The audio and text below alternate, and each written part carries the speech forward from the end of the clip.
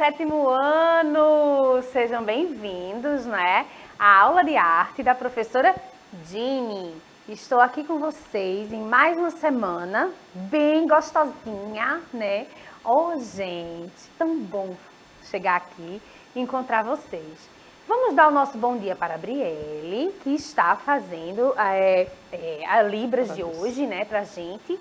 Essa tradução maravilhosa para que todo mundo possa ter acesso à nossa aula. E um bom dia especial, maravilhoso para minha coordenadora e arte educadora, Celi. Bom dia, Celi, seja bem-vinda. Bom dia, Dini. Bom dia, estudantes. Que essa aula seja a mais incrível de arte que vocês já assistiram, tá? Presta bastante atenção, coloca as dúvidas aqui no chat. Participa com a gente. Essa aula foi feita para vocês. Opa, então vamos embora. E o que é hoje, professora? Bom, hoje a gente vai tratar de um assunto delicado, mas de fácil compreensão, que é arte clássica. Arte clássica europeia, ou seja, o classicismo europeu e o neoclassicismo. Mas por que tocar nesse assunto? Primeiro, que a história da arte é necessária. Segundo, pessoal, a importância que a arte clássica greco-romana, tá, teve no classicismo europeu e no neoclassicismo também, tá? E colocar a diferença, quando vocês forem ver, é importante. Por quê? Cai no Enem, né? É importante porque nas provas de arte você sempre tem história da arte. Então, eu achei que essa temática vê a diferença na hora de falar. Não, a arte clássica, meu Deus, é o classicismo ou o neoclassicismo? Não, é a arte greco-romana, né? Se você entender isso, entender depois os movimentos, entender depois a temática, as obras de arte, tudo, fica mais fácil. Tá? Estabelecer essa diferença para mim nesse momento, nessa aula que eu preparei com muito amor para vocês, foi essencial para que vocês soubessem cada período, entendeu? No seu lugar, tá bom? Então vem comigo. Olha essa leitura de imagem aqui. A Vênus de Milo, o busto de Atena. Busto, por que busto? Ah, mas é só o pescoço, professora. Mas vocês vejam que pega essa região daqui, do pescoço, indo para o colo, né? A pintura, tá? Na pintura, a gente tem aqui esses vasos, que eles não eram feitos para serem um material artístico, eles eram para serem utilizados. A parte artística está na pintura desses vasos, tá? Onde eles pintavam o dia a dia, principalmente dos deuses, né? A temática sempre era dos deuses. Então, a história da arte clássica greco-romana, ok? Quando se falar arte clássica, qual é a arte? Greco-romana. Então, a arte e a cultura dominante na Grécia Antiga, porque começou na Grécia, ok? Roma veio depois. Entre os séculos 6, né, e 4 a.C. Vocês sabem que quando é antes de Cristo se conta de cima para baixo, né? Ordem decrescente. Ordem decrescente, olha que top. Eu estou adorando assistir as aulas do professor Pedro para poder entender essas coisas, bem relembrar, na verdade. Bom, que se estenderia pela influência exercida na Roma Antiga. Ou seja, quando Roma dominou a Grécia, ele absorveu, ele sugou a parte cultural, muito pouco da parte, assim, um pouco da parte social também, mas muito da arte. Na arquitetura, principalmente. Na escultura, tá, gente? Na escultura. Só que Roma teve um diferencial aí, que foram os murais. Na pintura tivemos pintura em mural também, ok? Vamos lá? Com uma sociedade menos ligada à religião, tá? A arte que antes era encomendada para representar os deuses encontra uma forma de ligar homens e deuses, tá? Então, através da arte, se pintava, se esculpia Atena, né? Era Atena mesmo, na Grécia é Atena, gente. Porque em Roma vocês sabem que tem outro nome, né? Outros deuses. E ligando isso, eles pintavam, essa primeira escultura é de Atena, tá? Como eles esculpiam também, pintavam não, esculpiam, tá? Esculpiam porque a escultura era algo muito mais forte do que a pintura mural, do que as pinturas, tá bom, gente? E havia uma retratação da forma, embora em grandiosidade, mas ela era proporcional. Então diz que quando Michelangelo esculpiu Davi, né, diz que reza a lenda, né, que essa escultura tem uma fissura no joelho, que a obra estava tão perfeita que alguns artistas consideram a obra-prima, aquela obra mais preciosa para ele. Aí diz que estava tão perfeito que ele deu uma martelada no joelho e assim, de tão forte, né, tão real, para ver se era verdadeira, né? E tem uma rachadura em função dessa pancada que a escultura levou. Até a pancada, né, se torna um documento artístico, minha gente. Porque realmente ficou tão perfeito que diz a lenda, inclusive, que ele disse fala, quando ele bateu no joelho, né? Fala! De tão perfeita que estava, as proporções, toda a técnica bem feita, gente, maravilhoso, né? Então vejam, já que a gente já está dando spoiler, que no Renascimento, a era classicista ainda pegou o Renascimento, Michelangelo é renascentista, tá vendo que a gente já deu, ó, a gente vai lá e volta, por quê? Porque o berço é aqui, mas perpetuou-se até os dias de hoje, gente. Vamos lá. A arte clássica grega, ela criou uma grandeza estética. Eu posso dizer uma grandeza mesmo, porque tem coisas que foram criadas na Grécia que ainda estão lá, né? E seu sistema de proporções eram ideais, né? A proporção ideal marcaram a civilização ocidental. A arte clássica grega entra em decadência no século I a.C., com a arte romana tomando o seu lugar. Ou seja, aquela coisa do dominador, né? O dominador mata a cultura do dominado, só que no caso não matou, né? Ele só sugou, deu outra roupagem.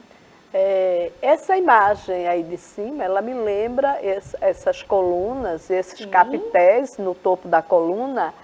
Nós temos um colégio aqui em Recife, né, até perto aqui do CETEC, o Colégio Americano Batista, que ele tem essas colunas, uma réplica dessas obras, dessas volutas, dos capitéis. Maravilha, os capitéis, né? Isso.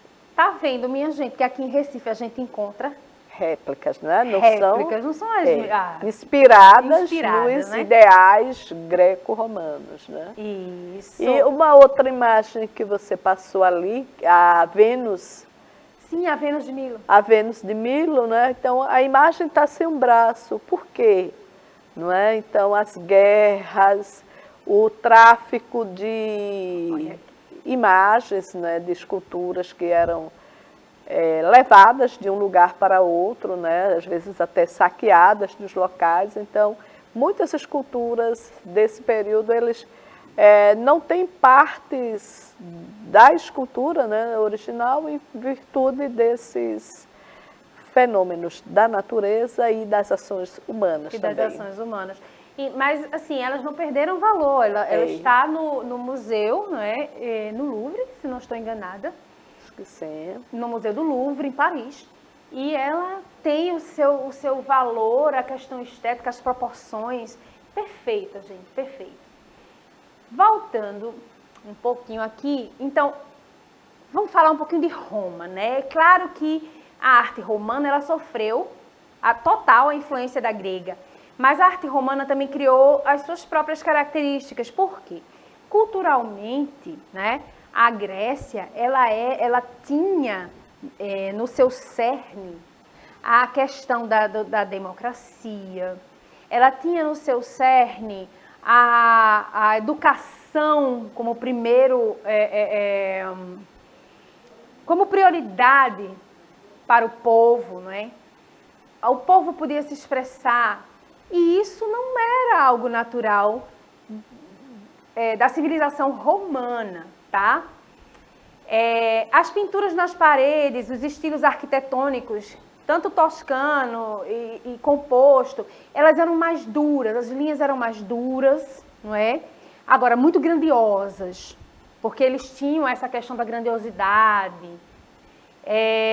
Os deuses tinham o seu culto, as suas esculturas, mas o homem, né, os césares, os senadores, eles eram retratados em toda a sua glória, né?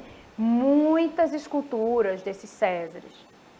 Mas aqui eu mostrei uma que é Zeus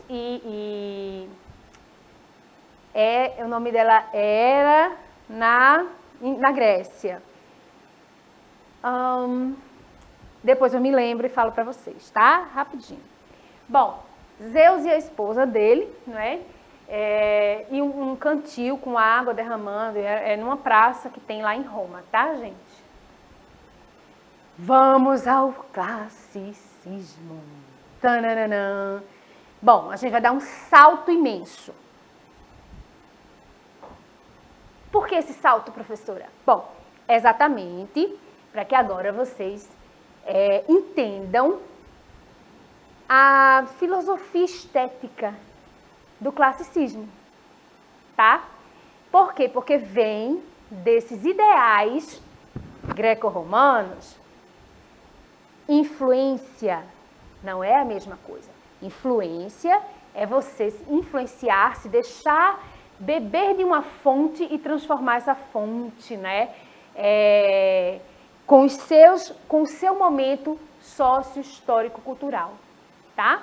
Então, classicismo, ele bebe nessa fonte, porém, colocando dentro de técnicas, dentro daquilo que existe na sociedade da época. Vamos lá? É importante diferenciar arte clássica do classicismo. O classicismo é o período da arte oposto ao romantismo, né? A estética do romantismo, que vai do século XV ao século XVIII. Menino, então ele pega Renascimento, ele pega um monte de coisa, né, professora? Pega. Esse tempo histórico, ele é cheio, recheado de acontecimentos. Os classicistas buscavam se inspirar no período clássico, antiguidade clássica, ok? No equilíbrio, na questão estética, assim, o equilíbrio nas esculturas, o equilíbrio na pintura, na arquitetura, a harmonia e na racionalidade. Aqui a gente tem o teatro de Wielki em Varsóvia, na Polônia. É um exemplo de arquitetura com influência clássica. Aqui, como a gente já viu, né, que Celi já falou, a gente tem ali aquelas colunas do período clássico, né, aquela releitura das colunas do período clássico no Colégio Americano Batista. Bom, as manifestações classicistas na Idade Moderna são o humanismo, o renascentismo e o neoclassicismo, tá? Uma renovação dentro do classicismo. Tudo isso, tá? A gente sabe que todas as épocas onde a arte ela se modificou, onde a arte começou a falar sobre alguma coisa, era exatamente aquilo que estava acontecendo na sociedade da época. Então, o humanismo, o renascentismo, o neoclassicismo cada um, ele tem, cada período desse, tá? Histórico, artístico, ele tem uma característica própria, mas é um período clássico, porque se perpetua até os dias de hoje. Aqui nós temos gente, eu amo essa obra de Da Vinci. Né? O Homem Vitruviano, isso. Esse aqui é a figura do Hermes Trismegisto no piso da Catedral de Siena, tá? Giovanni di Stefano. E o classicismo ele foi um movimento artístico-cultural que ocorreu na Europa dos séculos 14 ao 16 durante o contexto do Renascimento, tá? Ele pegou o período 300, 400 do Renascimento. E uma curiosidade nesse desenho do Homem Vitruviano é o tamanho, nosso tamanho, né? A nossa altura, no meu caso, a minha baixura, porque eu sou baixinha, tá? Então, meus alunos diziam que eu não tinha altura, eu tinha baixura. Brincadeira, tá? Para a gente medir o tamanho, o nosso tamanho, se a gente esticar os braços, ele vai estar, esse tamanho é a minha altura. Então, esse desenho do Da Vinci, ele mostra a proporção do corpo humano. É um desenho bem bacana, ele é muito utilizado nos livros de ciências, sempre tem, até nos livros de medicina, os desenhos de Leonardo da Vinci eles são muito usados ainda, porque hoje nós temos aparelhos de raio-x, máquinas de tomografia, de ultrassonografia, mas antes não. Leonardo, ele observava o corpo humano e às vezes até dissecava os corpos de pessoas já falecidas para poder ver como é que funcionava dentro, como eram os músculos, as veias. Inclusive ele tem até um quadro que ele pintou, não é, que era um momento onde um professor estava dissecando um cadáver e ensinando aos alunos, né, uma aula de anatomia. Né? Esse Leonardo da Vinci era fantástico. Assim. E a escrita, né, que está aí clarinho, como isso era uma coisa que não devia ser feita, né, ele escrevia espelhado, ou seja, ele fazia a leitura invertida. Quando a gente olha uma ambulância do retrovisor do carro, por exemplo, ela está escrita invertido para que a gente possa, o espelho do carro, ver que é uma ambulância, ler o nome corretamente. Então, para ler as observações, as anotações que Da Vinci fez, a gente precisaria, primeiro entender de italiano e ter um espelhinho para poder fazer essa leitura. A leitura ao contrário. Ele era demais. Minha Nossa Senhora. Muito inteligente. Muito. Características gerais do classicismo. Primeiro, o universalismo. O racionalismo. Ou seja, a razão está acima da religiosidade, das emoções. O antropocentrismo, o homem como o centro do universo. O neoplatonismo, uma releitura, um renovo das teorias de Platão. O nacionalismo, não é? O nacionalismo muito forte. O paganismo, nas pinturas e esculturas onde tinham vários deuses de outras culturas, no caso a greco-romana. Então, tinha essa liberdade, né? Através do paganismo. Predomínio da razão, ou seja, um quadro, ele não era só um quadro. Gente, um quadro, ele era um perfeito estudo de proporção, profundidade, claro e escuro, que é a questão do volume, né? A colorimetria. Não, vocês não têm ideia. Fazer um quadro, joga tinta ali, vai. Não, de jeito nenhum. Influência da cultura greco-romana. Olha aí. o fusionismo da mitologia pagã com a mitologia cristã, a simplicidade, a clareza, a concisão nas obras, o equilíbrio, a harmonia, o senso de proporção, era um rigor, uma perfeição formal que acadêmica e que hoje a gente e que outros movimentos tiveram que romper para renovar, porque é muito forte e dura até os dias de hoje, esse realismo total, né? Vamos ver um pouquinho o resumo do classicismo, o contexto histórico.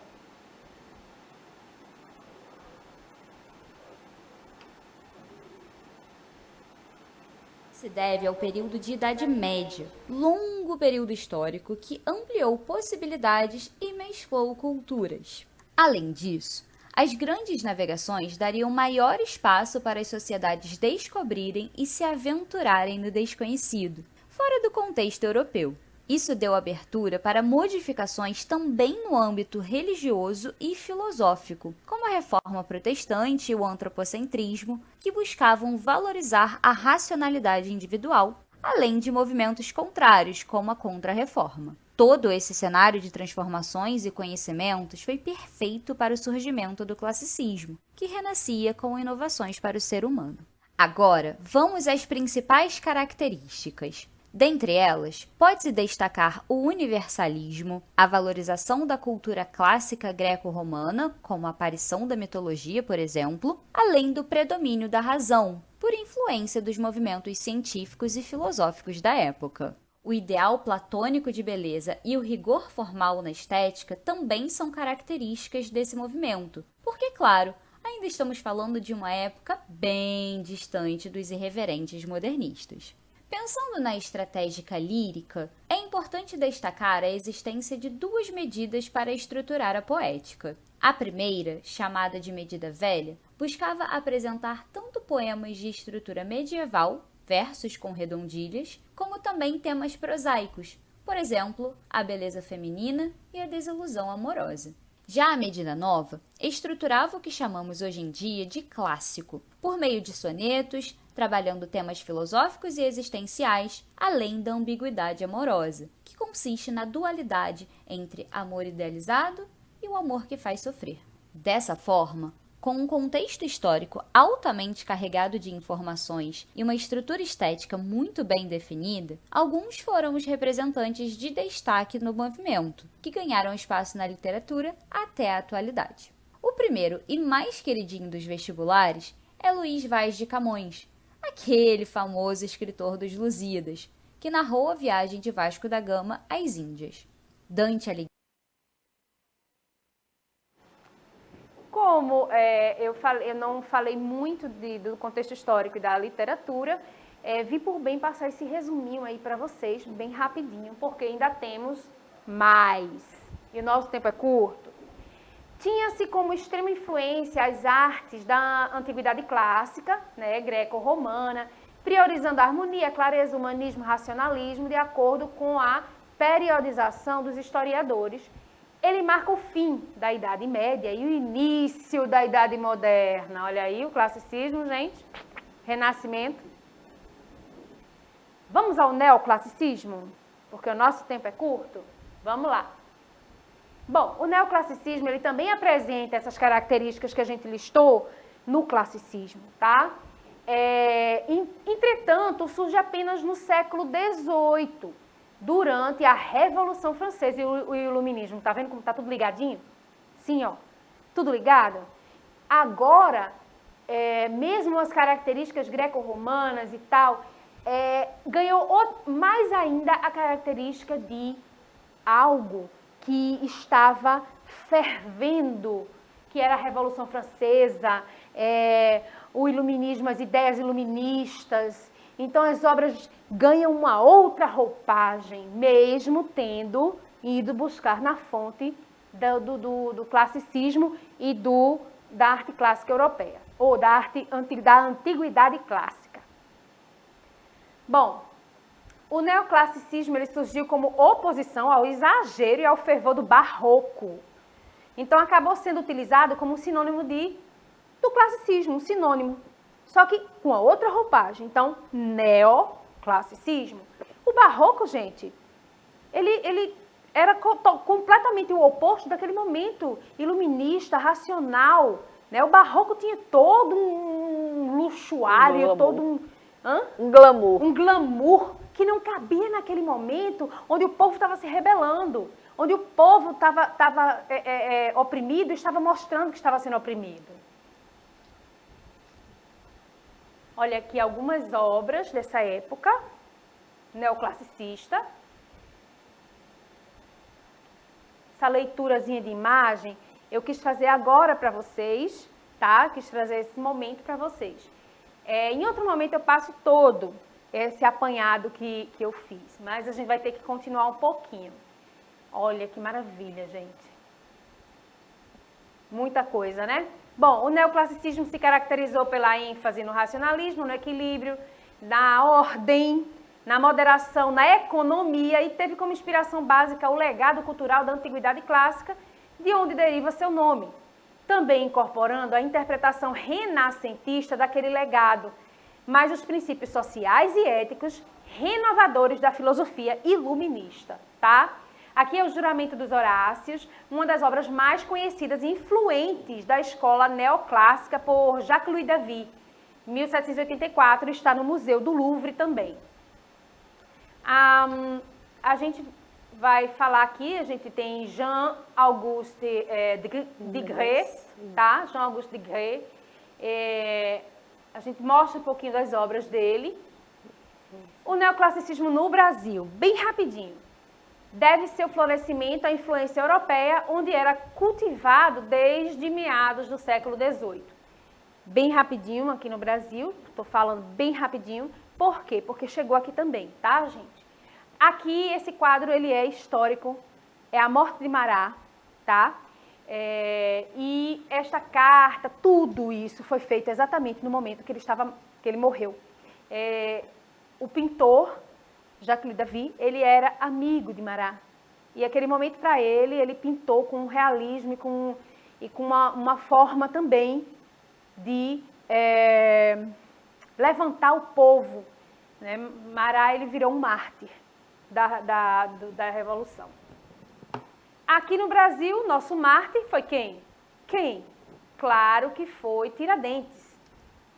Após a proclamação da independência também, houve uma modernização, então queriam tirar o barroco daqui, quem chegou? O neoclassicismo.